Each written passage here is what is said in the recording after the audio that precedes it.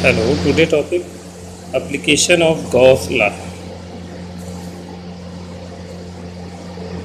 Application of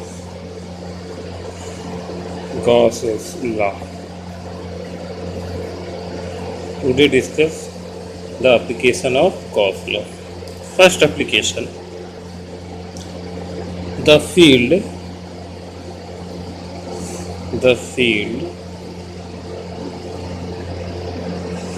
due to an infinitely long straight uniformly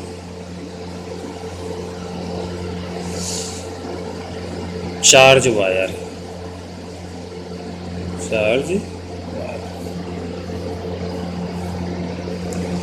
हमें एक uniformly charge wire लेना है, एक ऐसा वायर जिसकी लेंथ जो है इनफाइनाइट है और यूनिफॉर्मली रूप से उस पर चार्ज जो है डिस्ट्रीब्यूटेड है। अगर ऐसे वायर को हम कंसीडर करते हैं और उसकी वजह से हम क्या निकालना है, हमें इलेक्ट्रिक फील्ड निकालना है, तो हम इस पर डिस्कस करते हैं। तो पहले हम कंसीडर कर लेते हैं।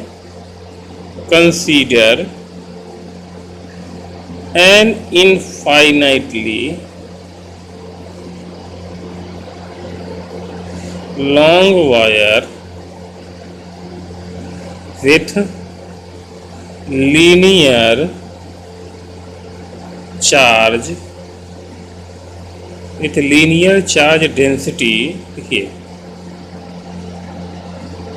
क्योंकि लाइन चार्ज डिस्ट्रीब्यूशन है तो यहाँ पर लाइन डिस्ट्रीब्यूशन हमने लिया था, चार्ज डेंसिटी को हम डिनोट करते हैं लैम्डा। चार्ज डेंसिटी क्या है, लैम्डा। एंड लेंथ, और लेंथ हम एल मान लेते हैं। एल लेंथ पर सिग्मा चार्ज डेंसिटी है, ठीक है।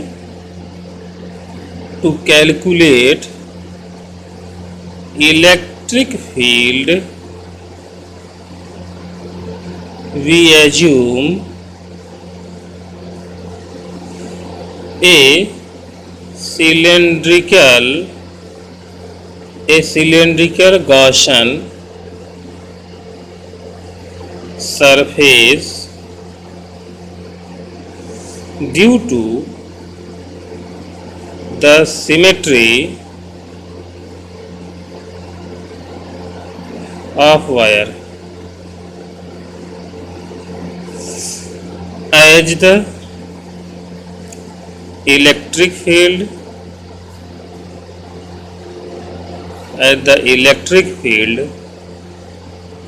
E is capital E is radial in direction flux through THROUGH the end of the cylindrical surface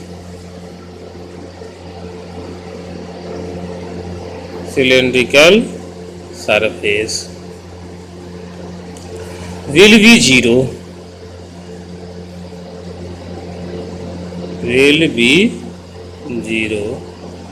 as electric field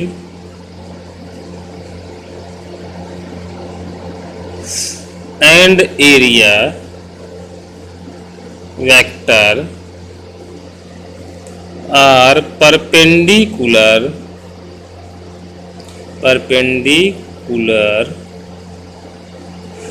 to each other. Full stop. The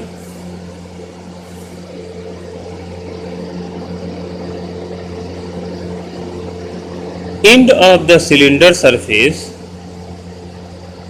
the only flowing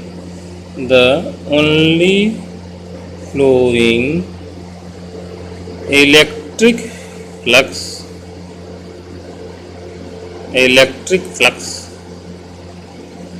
will be through curve curved Gaussian surface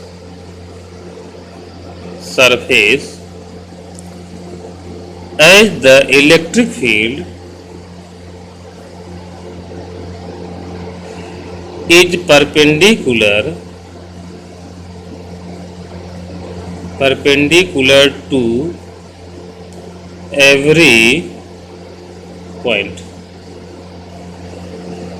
of the curved surface,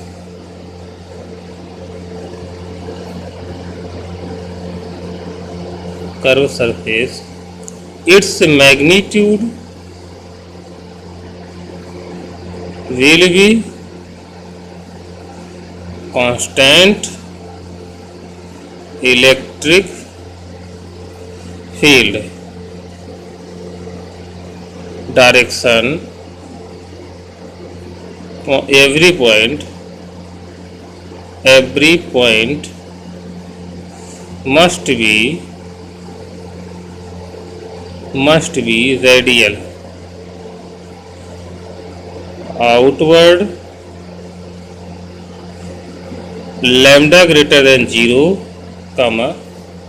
inward lambda less than 0।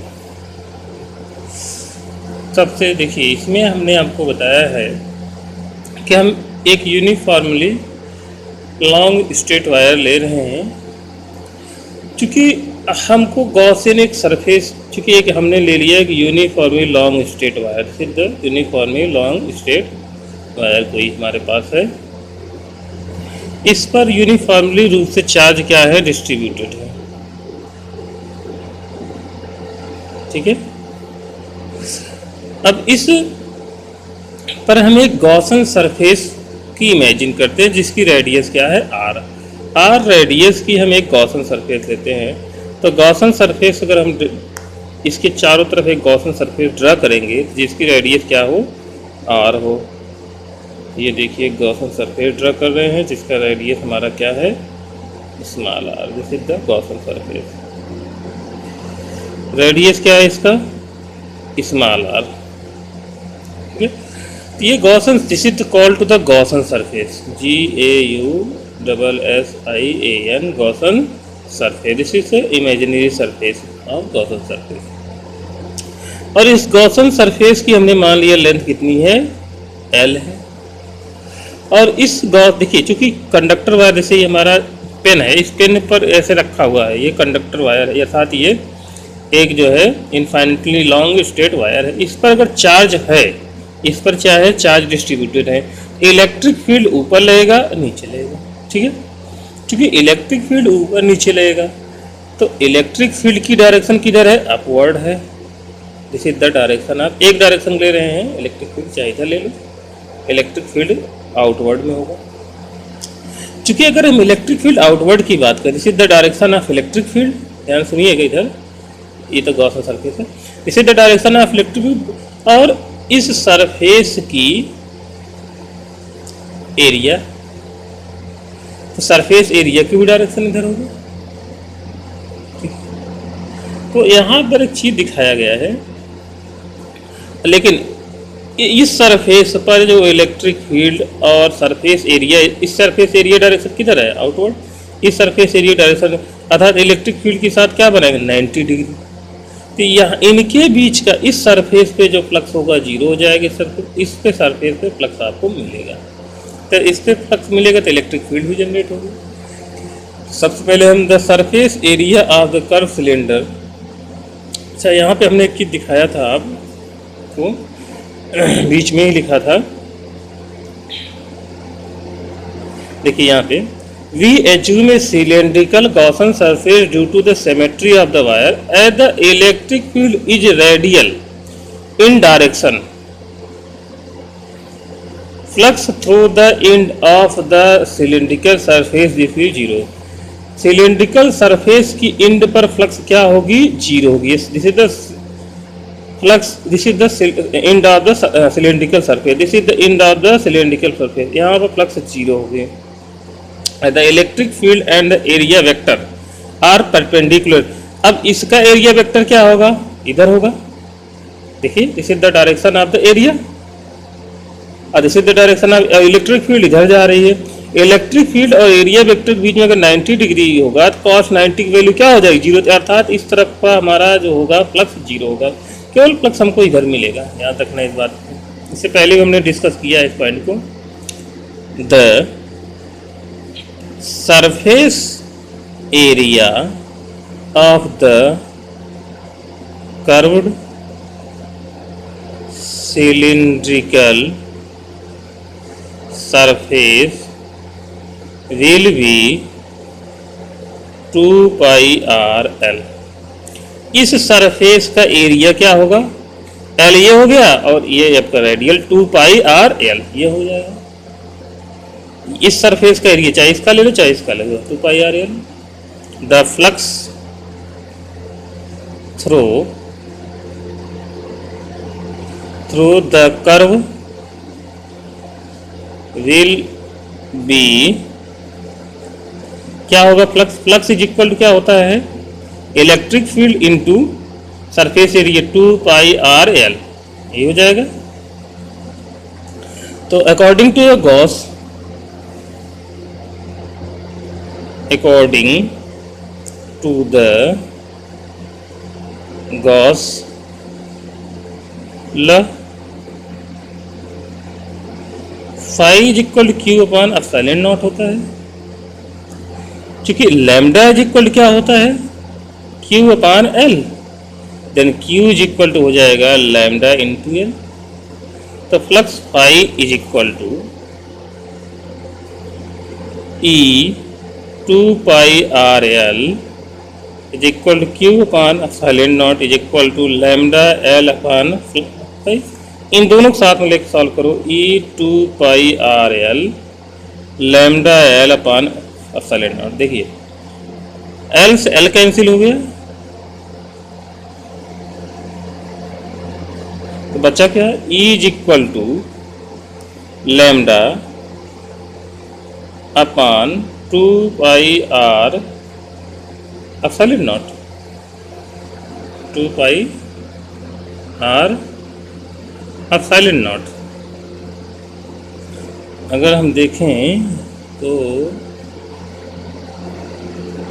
यही बचता है, then electric field is equal to this. अगर हम vector form में electric field denote करेंगे तो यहाँ पर हम यूनिट वेक्टर लगा देंगे एन। एन क्या हमारा है, where small N radial unit vector, where small N is the radial unit vector pointing the direction of electric field, pointing the direction of electric field, electric field। आपको ये जो अभी आपको फाइंड आउट हुआ है वो इलेक्ट्रिक फील्ड फाइंड आउट हो गया है। नेक्स्ट हम कुछ पॉइंट्स आपको नोट्स बता देते हैं, इसका एक टॉपिक कंप्लीट हो जाएगा। Note, the direction of electric field will be, direction of electric field will be radial, radially outward, outward. If, हमने इससे पहले डिस्कस किया है, if lambda is greater than 0 and it will be radially inward if lambda less than 0, अर्थात charge density अगर less than 0 होगा inward होगा, inward मतलब नेगेटिव होगा। सेकंड पॉइंट आप लिख लो, फर्स्ट पॉइंट हो गया, second point we consider only enclosed charge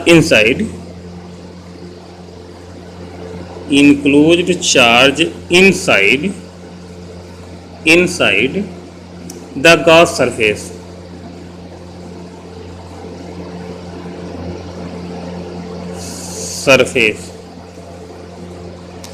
कहने का मतलब अगर गॉस सरफेस है तो उसके अंदर जो है चार्ज जरूर इंक्लूड होना चाहिए, तभी इलेक्ट्रिक फील्ड डेवलप होगा, अदरवाइज नहीं. The assumption that the wire is infinitely long is important.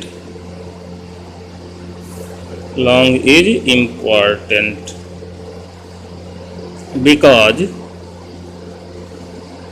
without this assumption,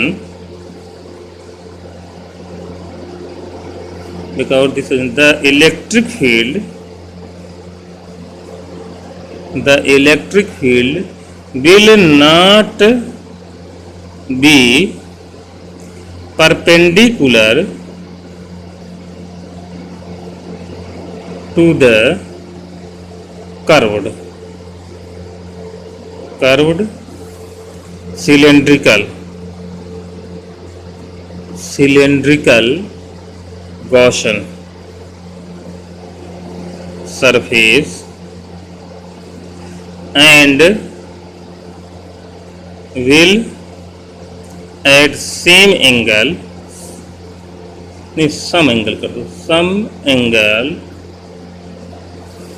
with the surface.